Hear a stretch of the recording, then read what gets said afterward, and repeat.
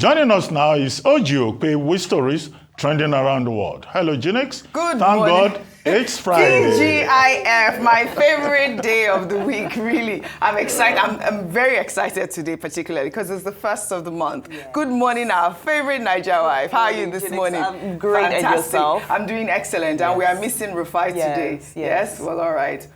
Well, good morning to you, viewers. Let's begin what's trending in Benue State, where the state's emergency management agency has responded to protests staged by communities in the state's internally displaced persons camps over hunger and deplorable living conditions. SEMA claims the protests were politically instigated. The demonstrations occurred just hours after the First Lady of Nigeria, Senator Remi Tinubu, announced a 1 billion naira donation and relief materials for the state.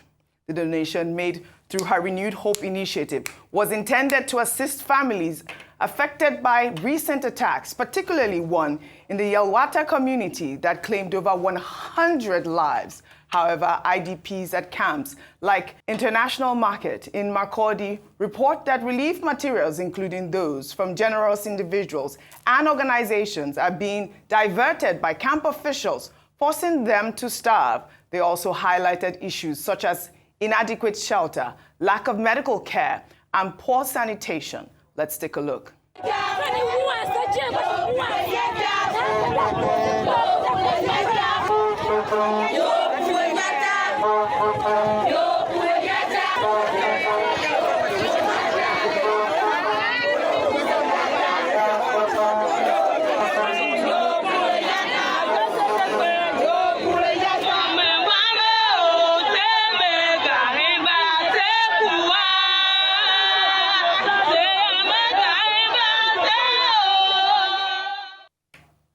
This came just hours after the First Lady donated that 1 billion naira. But you know, an official at the Benue State Emergency Management Agency, Tema Aga, insists that the IDPs are not being starved and that the government is providing food. He also stated that IDPs from Yelwata often migrate to the International Market camps in Makurdi because it is a newer camp that attracts more aid. Aga insisted that the protests are politically motivated and that the 1 billion naira donation by the First Lady is intended for resettlement, not for immediate food aid, which is quite strange to hear because, I don't know what resettlement means. I'm sure that that also includes food aids. But the complaints are the fact that there are some camp officials that are diverting the food. And I think that their protest is quite legitimate because if they see that the First Lady has come into the state, they'll raise alarm right at the point. But meanwhile, the Benue State Governor, Hyacinth Alia, has also reacted to the protest, stating that he would ensure the 1 billion naira donated by the First Lady of Nigeria will be distributed appropriately. My attention was called to the unfortunate protests by some members of the IDPs at the mega camp over their welfare. And this is why we could not wait for even 24 hours to click before we set up the machinery to ensure that the donation of the First Lady went to the appropriate channel to the IDPs. It is not just for the IDPs at the international market. It is for all the IDPs in the state, and they have to be reassured that what is theirs must go to them. All right, I applaud the governor here because obviously we were quite worried when we saw that protest, and his assurance here is quite reassuring. Vimbai. It certainly is, because this is a crisis that, that occurred at his doorstep. Yes. And he has been consistent throughout this process. But let me begin with the authenticity of the protesters. Yes. I think we've now kind of gotten used to knowing which protests look authentic and which look stage managed. These people, you can see from the look of them, I think this looks very authentic. They blocked the highway. They're still carrying their leaves and their trees. You say they come in peace, but you can see that these people are in distress.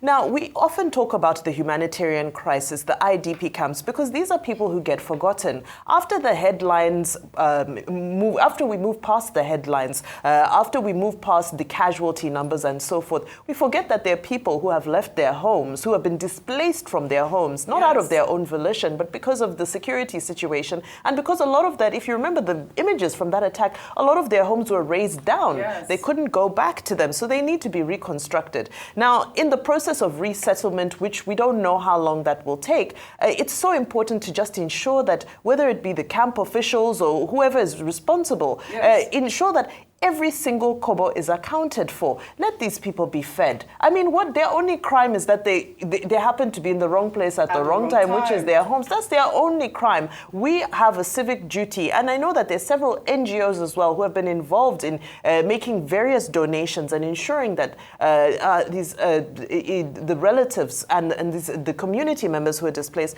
can just have a dignified life while they wait for their homes to be rebuilt.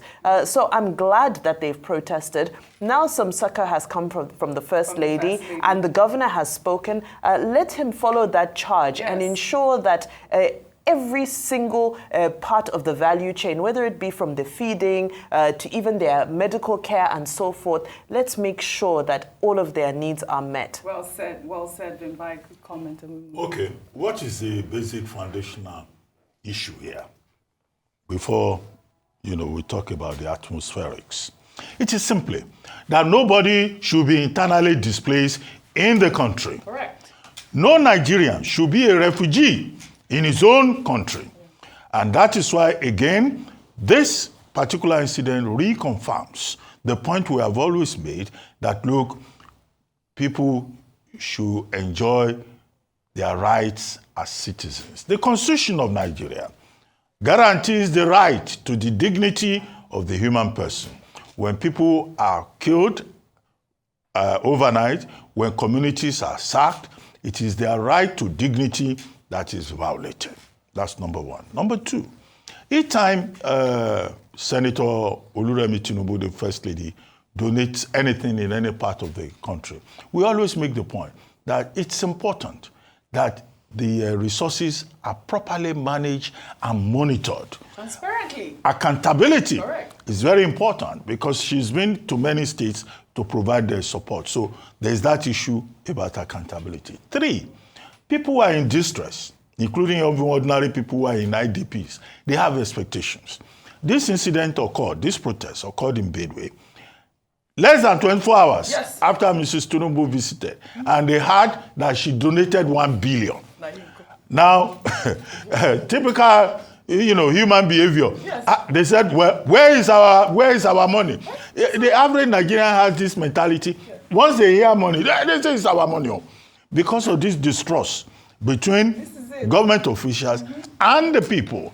And the easiest argument that they can put up is to say, oh, state officials are diverting what is meant for us. What do they want? They want the money to be put in envelopes and given to them, which is why the clarification by the information officer from the Benue State Emergency Agency is very important. He said, look, these people, they are fed every day. In fact, even as they are protesting, food has been provided for them. And in fact, they are so well fed that some of them go from their camp to another camp, a nearby camp. They will eat here, they will eat in the other camp. But you see, that's typical, behavior on the part of people who are distressed. But the assurance by the governor that, everything will be done to make sure that they are in very good condition is very important. However, I return to the original point. Nobody should be subjected to any form of distress or displacement or refugee condition inside Nigeria. That should be the ultimate objective of government, either at the federal level or at the state level. Well said, Dr. Abati.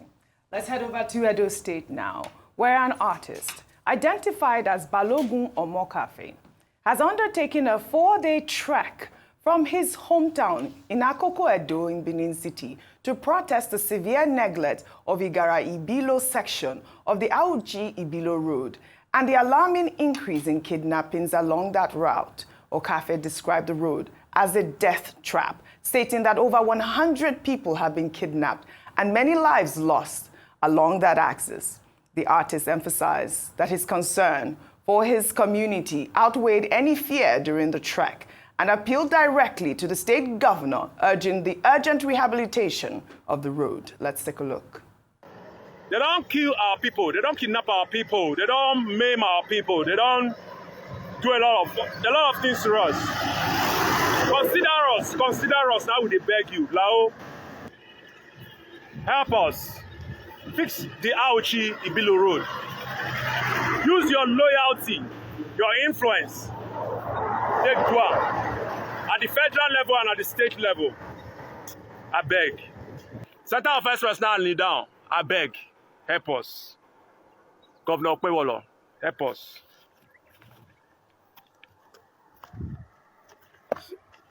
Help us. Help us. Help us. Lao, that's what he's asking the governor. That's why he's actually right, because you did see that road, which he described as a death trap. And he said that there's been kidnappings, including that of the Ward 1 Labour Party chairman, Okasime Olowojoba, who has been missing for over 4 months after being abducted on that axis. This is not the first time we are seeing people protesting in Edo State along that axis. We've had protests for months now. But in the meantime, that video actually caught the attention again of the Edo State Governor, Monday Okpepholo, who personally visited the road yesterday. Let's take a look. Our governor is here. Yes, sir. So, well done. He's here witnessing the road by himself. Under the rain. Under the rain. Under the rain, the governor came. Thank you. Yes, sir. Welcome. Thank you.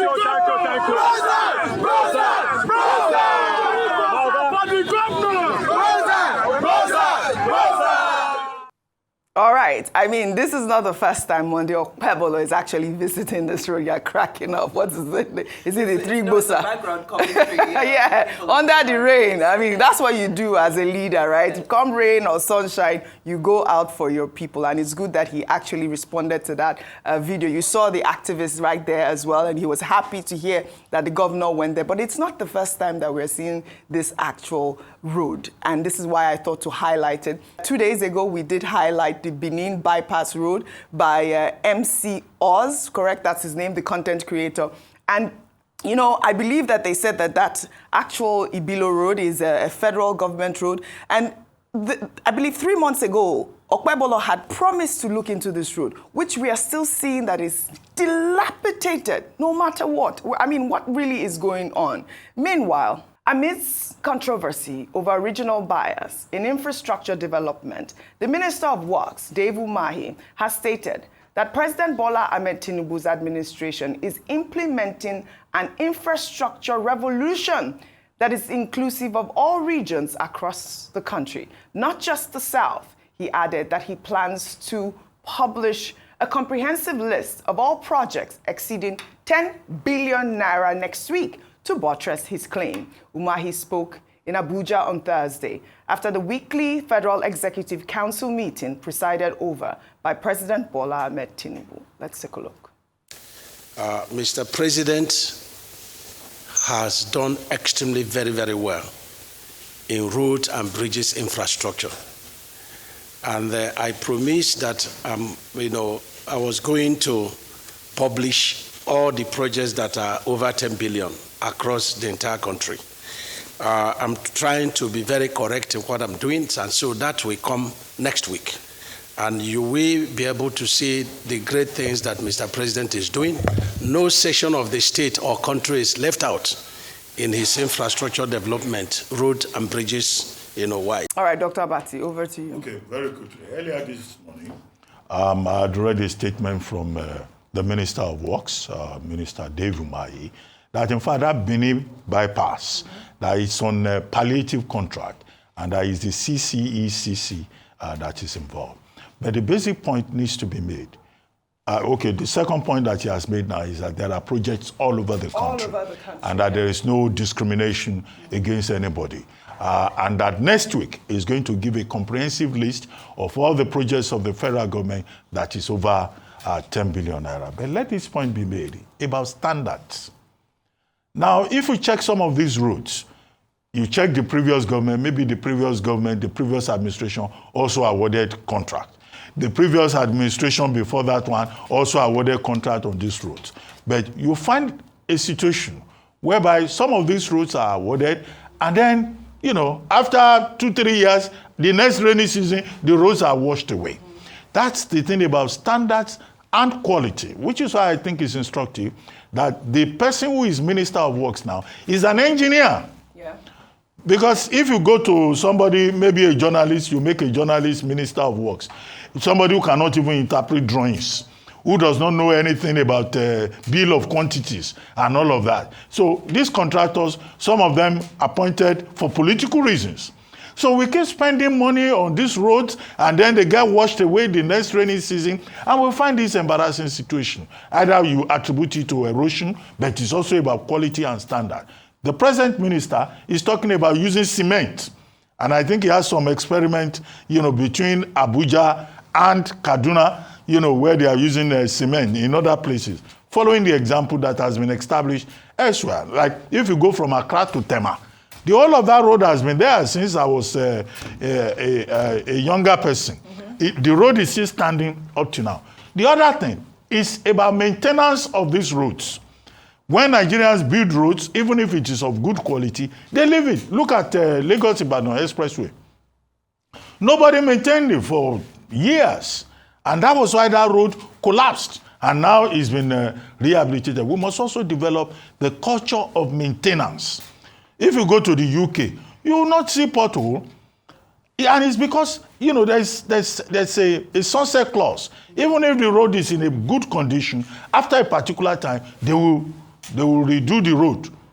So we ought to get to that level. Otherwise, we'll have this perpetual agony of roads that collapsed and all that. Look at Lagos to Calabar, I mean the main one, across the Niger. When I was an undergraduate, that's the same road we were using now. To Benin, Benin was less than 2 hours. Yes. From this Lagos. We got to a point in this country that to go to Benin, people were sleeping on the road. Unfortunately. And once they are strapped like that, armed robbers will attack them, kidnappers will attack them. This is still the same thing about the quality of life, about the dignity of the human person that we're talking about. So that should be the long-term goal. Yes. And, you know, one government must begin to insist on those standards and the maintenance culture. Talking about quality of life, your thoughts on the young man who has embarked on this trek to raise awareness. Well, I mean, okay, these activists, yes, whether the one with the Benue bypass or the one on the Auchi-Ibillo Road, I mean, these are activists who are trying to draw attention, yes, to omissions, failures. And I think, well, they have a role to play. It's called citizen action, you know, to draw attention. But I don't know how much distance it is from Auchi to Ibillo, but, you know...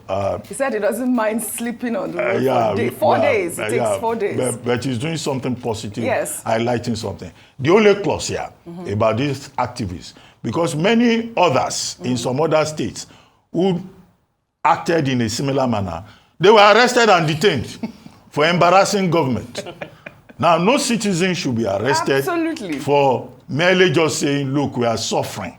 You know, come and help us. Yes. I don't think that is a criminal offense, you know, because there is provision for citizen action, you know, citizen initiative. So, and in fact, it's asking for help. Yes. But in some other states, that one that Benin bypass and this one, they will have been arrested. This is it. He's asking for help, and Okpepholo came. He looked really excited in that video, Vimbai. I mean, listen, I love the story of listening leadership. That don't take criticism as an attack, that are able to embrace criticism and say, you know what, let's go and let's find out what the situation is on the ground. Yes. Two themes continue to stand out in Edo State under the leadership of Governor Monday Okpepholo. Number one is security. Number two is infrastructure. Now, we've spent a lot of time on infrastructure. Now, looking at security, it has been one event after the other. Of course, there was the major one that happened with the alleged hunters who were traveling Yes. to Kano. Then recently, I believe you brought a video of some vigilantes who were beating up a gentleman. And Yes. what does this tell us? This is 2 instances of vigilantes who are behaving in an excessive manner. Yes. Now, many people might say that he dismantled the security infrastructure that the previous governor, Governor Uba Sani, had set up. If you remember, all that happened after the election and so forth, and there was a spike in insecurity at that time. So people are attributing it to that. Whatever the case may be, he certainly has spent a lot of time and effort, commendably so, with addressing the issue of cultism in the state. And I hope that he will now be able to come up with some sort of sustained security solution to the abductions, the kidnappings, the excessive force being used by the vigilantes who have now taken it upon themselves to do self-help because the place is not as safe as they would like it to be. So a lot lies on the table for him Yes. on his agenda. But, like he said, in 8 months, he has done more than somebody else did in That's 8 what he years. said. So we look forward to seeing Yes. what he will be able to do in the next couple of months to address these Yes. very critical issues. Absolutely. And, I must commend Dave Umahi as well, but also we charge him. We really would love to see that infrastructure plan that he said that he will reveal next week. I mean, because this controversy about regional bias, Kwankwaso saying that the northern roads are not being fixed, and Dave Umahi here is saying that the president has embarked on an infrastructure revolution and that infrastructure is across all states. Meanwhile, the Kaduna State Governor, Uba Sani, has reiterated his stance on President Tinubu's unprecedented level of assistance to state governors and local governments, surpassing any previous Nigerian president. Speaking on Arise Prime Time with Charles Anyago, Governor Sani stated that presidential support isn't just about financial allocations, but also about discretionary interventions the president has made across all states. Let's take a look. Yes, I'm going to praise him again here today. In the history of Nigeria, no subnational, no president have supported subnational as much as Asuwaju Bola Ahmed Tinubu. I am unapologetic. I stand by my statement. People who are speaking are not governors. Maybe they might be hiding, but when I speak as a governor, and I say governors. When someone who is not a governor presented himself to speak, I just laugh at him because even someone say, how dare Uba Sani says that? But you are not a governor. How do you say how dare? Because when I said governors, I didn't say Charles, or I say Victor, or Emmanuel. Listen to me, my brother. You see, when I speak the facts. And I speak on the basis of facts. When you said federal allocation, yes, every state governor will get financial, but it's not allocation. Its intervention is at the discretion of the president. So President Bola Ahmed Tinubu is within his discretion. Everything that is due to the state is being paid to the state. You understand what I'm talking about? Again, let me give an example. When I was about to start a light rail in Kaduna, I went to the president. I said, Mr. President, Kaduna is the political capital of northern Nigeria. We need a light rail. But then, it's not about President Bola Ahmed Tinubu giving me money. I don't want him to give me money. I only want him to put some money in the budget for Kaduna State because I know the system and I want Kaduna to be considered as one of the states for the light rail. And 100 billion is put in the budget for Kaduna State. I'm just mentioning Kaduna. But there are many other governors that approached President Bola Ahmed Tinubu on other important projects. And he decided to support them with intervention. When I said, irrespective of party affiliation. All right. It's good to hear Governor Uba Sani here, maintaining his stance. And, that clarification he made about it's not just about allocation, it's about intervention. And he says he has a point because he has experience and he's a governor. Your thoughts?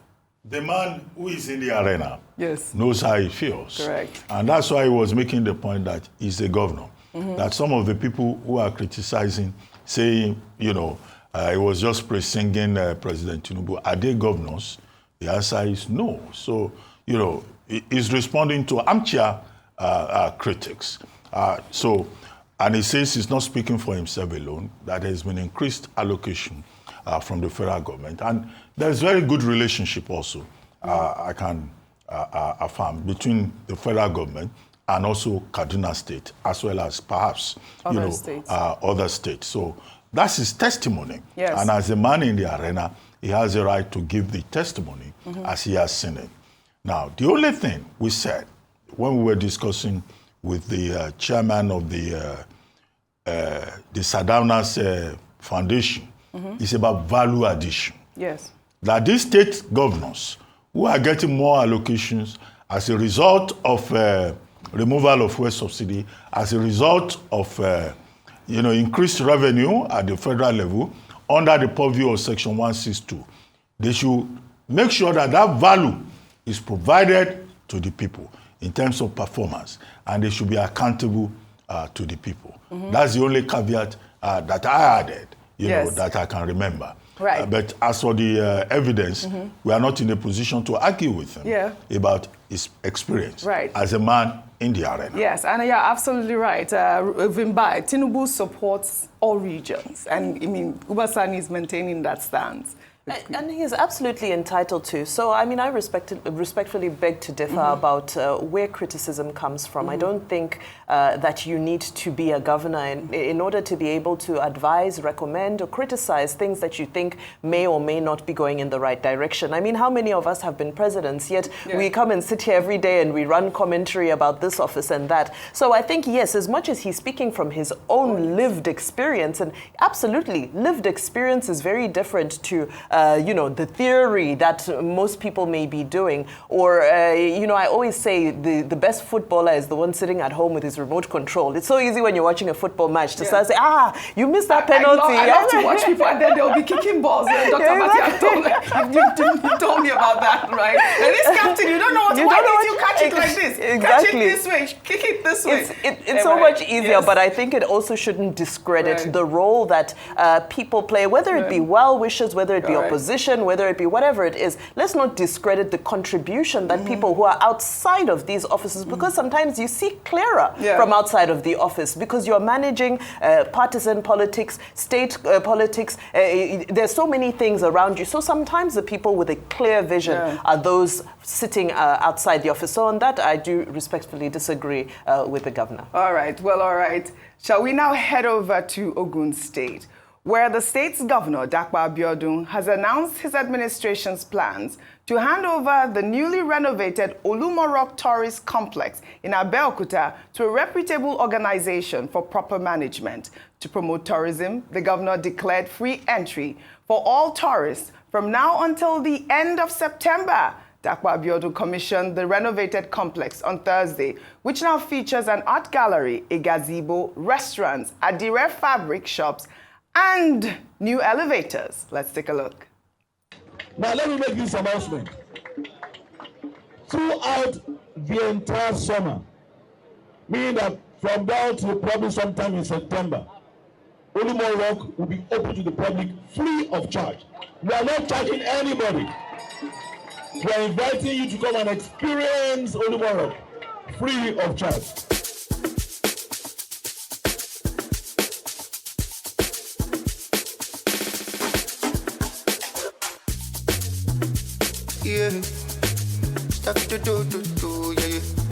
I'm so happy today. Today is one of my happiest days that our governor of the people, the governor of Ogun State, they are promoting this, our culture, the cultural heritage, which is Olumo. The governor has done it all. The governor of the people has made it happen. Joy is coming, only your mind. Dr. Matthew, you know I'm coming to you on this story, your state. Well, Dapo Abiodun also emphasized that the renovation aims to transform Olumo Rock from a historic relic into a modern heritage destination, boosting the local economy, creating jobs, and enchanting the state's revenue. He also highlighted Olumo Rock's significance as a symbol of refuge and identity for the Egba people, and his administration's commitment to prioritizing tourism as a key development pillar. I grew up in Abeokuta. You know yes, that, right? yes, So yes. can I grew up also in the be? barracks. No, I said Abeokuta. Then can I repeat it? I grew up in where Abeokuta. What's it called? I forget the area again. Ibarra. Is it Ibarra? Okay, that's where they have the police barracks. Yeah. Anyway, quickly about this. Goodness. I mean, this is, enheartening. Right. We have the governor doing a lot in the area of sports, doing a lot in terms of infrastructure provision, particularly roads. And now, he has taken on tourism. And where he has started, the Olumo Rock, is very significant. Olumo Rock is very special to Egba people. In the 19th century, in a book written by Akijongbe, Professor I.A. Akijongbe, War in Yoruba Land in the 19th century, there was a civil war in Oyo. I'm trying to summarize the history. And that led to the dispersal of the Oyo Empire. Now, the Egba people headed towards Abeokuta, where they formed a federation. But during that civil war, Olumo Rock provided them refuge. And that is why to every Egba man, Olumo Rock is very special. Now, turning it into a tourist attraction, it was first Governor Gbenga Daniel who tried to upgrade it, in terms of tourism, when he put an elevator there so that it would be easier for people to get to the top of it. And now what Governor Dapo Abiodun has done, he has even taken the dream beyond the initial effort by Governor Daniel. From the picture that I have seen, and I will still go there personally when I, go to Abeokuta, you could see that he has turned the place into a meeting point. That looks like a hall that is there. The place is so beautifully upgraded, so that it will not only attract outsiders, even people in Abeokuta. You'll be surprised that there are many Egba men and women who have not even ever been to that Olumo Rock. So whether they are in diaspora or in Nigeria, the kind of beautiful environment that Governor Dapo Abiodun has created would generate opportunities, business-wise. There could probably be stalls for the selling of adire there. There will be a restaurant there. So it's not just, as he said, a historical relic, but a point of convergence for both local people and visitors to Egbaland. And there are still more other opportunities that the governor can explore. In Ogun State, we have other sites. We have the Bilikusu Sungbo Shrine. All of these places should be part of the list of efforts that should be made by the state government. So we congratulate the Ogun State government, and we thank Governor Dapo Abiodun for helping the Egba people, sons and daughters, to upgrade this major historical location in Egbaland. Fantastic, fantastic. I'll say congratulations to you as well, and kudos to Dapo Abiodun. It's a great commendation coming out of Ogun State at this point. Crossover soon it's coming. Well, all right. No, crossover was a center of tourism at a time, but it was not sustained. It's about sustainability. Absolutely. Absolutely. Okay, I hope so. Well, all right. Kudos, Dapo Abiodun. Let's take our more on good news. Let's highlight this remarkable NYSC Corps member, Brown Ofeme Ebubechukwu, who has made a significant impact in Bayelsa State by renovating a 4-classroom block directly addressing critical educational infrastructure needs.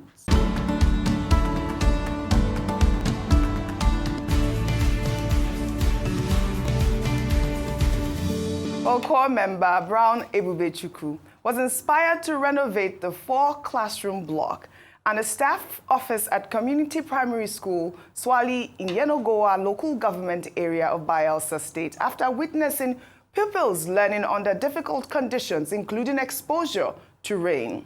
The project initially began as a campaign against cultism in local primary and secondary schools. However, the poor state of the learning environments inspired Ebubechukwu to do more. The renovation included re-roofing the classrooms, installing PVC ceilings, fitting 9 new doors and 24 windows, and completely repainting the facility. In addition to this infrastructure work, Ebubechukwu also organized a medical outreach for NYSC officials, distributed exercise books to 200 pupils, and empowered local women through vocational training.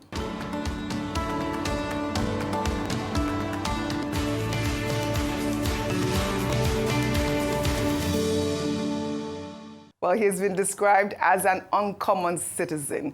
His work not only provides immediate benefits to the students, but also highlights the vital role young Nigerians play in community development and educational advancement. This is so amazing. I mean, NYSC, when you do the training, it's also very important to leave some sort of legacy, and this legacy that he has left behind in Bayelsa State will live with him forever. And this is why I highlighted this story, to encourage our young Nigerians to also get involved in community building.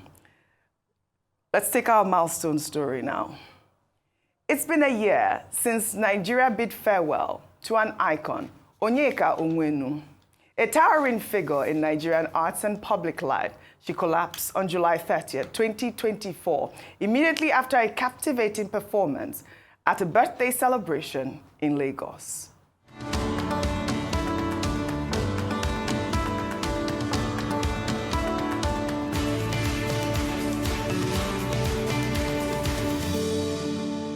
Born on January 31st, 1952, Onyeka Onwenu emerged as a dynamic force in Nigerian music and culture. With her powerful voice and captivating stage presence, she became known as the Elegant Stallion, a title reflecting her grace and significant influence. Throughout her career, Onyeka combined artistry with activism, using her platform to champion human rights and social justice. As an actress and politician, she broke barriers and inspired generations. Her dedication to uplifting African culture resonated deeply, leaving an indelible mark on the continent. As Nigeria reflects on a year since her departure, Onyeka Onwenu's legacy stands as a vibrant testament to her multifaceted genius and her contributions to African culture and entertainment. Don't be sad, understand.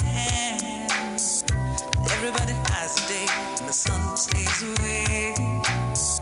Take heart in a new tomorrow. A little more love between makes for a brighter day.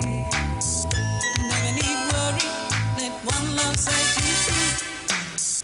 One love, keep us together. One love, keep us together. I mean, her death came as a shock to a lot of Nigerians. Her legacy continues to inspire. The news of her death triggered an outpouring of grief and tributes from every corner of society, from heads of state to every citizen. Countless voices lauded her significant contributions to music and public life. May her soul continue to rest in peace. Dr. Abati. Very good. She was a woman of many parts. She was multi-talented, a polyvalent artist. She was a journalist. She started as a journalist. You recall the documentary Song of Squandering of Riches on NTA at that time. She was a singer, a songwriter, a producer, and an actress. Many people don't remember this. She acted in many films. And as a singer, many will also remember the fact that she had a duet with King Sunny Ade, which was very popular. She was also an activist who championed copyright, issues about the payment of royalties, due to artists. She was also involved in public service. She was chairperson of the Imo State Council for Arts and Culture. She was Director General of the National Center for Women Development. So you see that, she left a very strong legacy. Above all, she was a mother of two sons. Absolutely. She was at the time Mrs. Ogunlende, and she's a trailblazer for the younger generation of women in music. Forever a trailblazer. The Elegant Stallion. We'll forever miss her, but her legacy will remain forever. On that note, I'd love to thank you all for your great analysis, as always, on What's Trending. You all have a great weekend. Well, that's all I have for you guys on What's Trending today. I'll see you all next week.